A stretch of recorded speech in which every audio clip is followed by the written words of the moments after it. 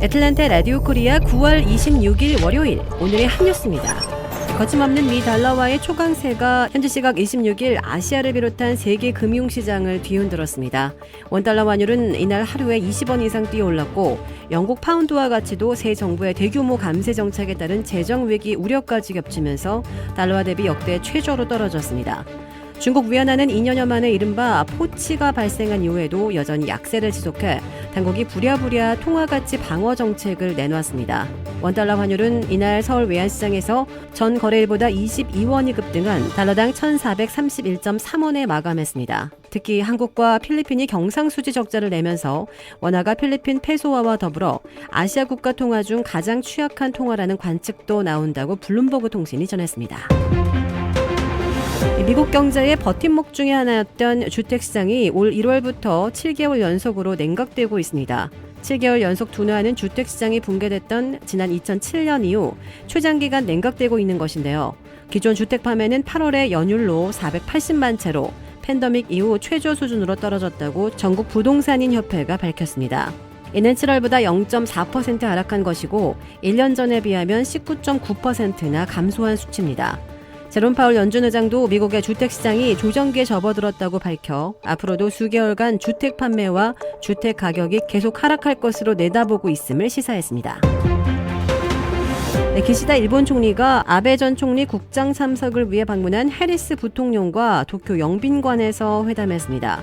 교조통신은 기시다 총리가 이 자리에서 미국과 일본의 양국의 가장 중요한 과제는 인도태평양의 평화와 안정이라며 아베 전 총리가 제창한 자유롭고 열린 인도태평양 실현을 위해 협력하고 싶다고 말했다고 전했습니다. 해리스 부통령은 일본 방위에 대한 미국의 책임은 흔들리지 않는다며 일본이 위협을 받을 때 함께 일어설 준비가 돼 있다고도 강조했습니다.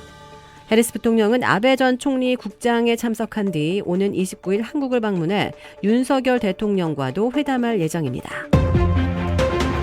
김정은 북한 국무위원장의 딸로 추정되는 소녀가 이달 초 공식 행사에서 무대에 오른 것으로 보인다고 영국 매체 데일리 메일이 보도했습니다.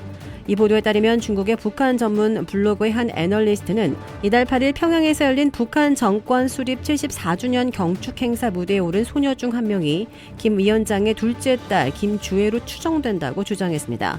이날 공연이 끝난 후 김 위원장의 부인 리설주 여사가 이 소녀에게 다가가 등에 손을 얹고 개인적으로 말을 거는 모습이 화면에 잡혔으며 이 소녀는 무대에서도 유일하게 머리를 묶지 않고 풀어내리고 흰 양말을 신었다는 것입니다. 이날 공연을 보도한 북한 매체에서도 이 소녀를 계속해서 화면에 비추기도 했다고 데일리 메일이 전했습니다. 미 싱크탱크 스팀스 센터의 북한 전문가 마이클 매든 객원 연구원은 이 소녀의 나이가 김주애와 비슷한 나이대일 것으로 추정했습니다. 김주애라는 이름은 2013년 방북한 데니스 로드만 전 미 프로농구 선수에 의해 처음 세상에 드러났습니다. 매든 연구원은 현재 김 위원장이 딸 2명과 아들 1명을 포함해 3명의 자녀를 둔 것으로 파악되고 있다고 전했습니다. 윤석열 대통령이 오늘 대통령실 출근길에서 순방기간에 불거진 비서고 발언 논란에 대해 처음으로 직접 입장을 밝혔습니다. 무엇보다 사실과 다른 보도라고 규정하고 진상 규명까지 언급했습니다. 대통령실 관계자는 이에 덧붙여 사안의 본질이 무엇인지 여당에서 추가로 조사할 것이라고 언급했습니다. 비속어 발언에 사과나 유감 표명이 있어야 하는 것이 아니냐는 지적에는 야당을 지목한 것이 아니라며 소명할 기회가 있을 것이라고 답했습니다. 윤 대통령은 약식회견 모두 발언에서 순방 성과를 강조하며 이른바 48조 한미환담에 대해서도 해명했습니다. 타자 외교 현장에서 미국 대통령을 장시간 붙잡는 게 어려우니 회담을 무리하게 추진하지 말라고 지시했다는 겁니다. 또 인플레이션 감축법에 대해 바이든 대통령이 우리의 입장을 충분히 이해하고 있다는 점을 확인했다고 말했습니다. 비속어 논란과 외교 성과 부실 등에 대해 대통령실은 유감 표명이나 사과 없이 왜곡 프레임으로 역공 전략을 선택한 것으로 해석되는데요. 민심을 제대로 설득할 수 있을지 관건입니다.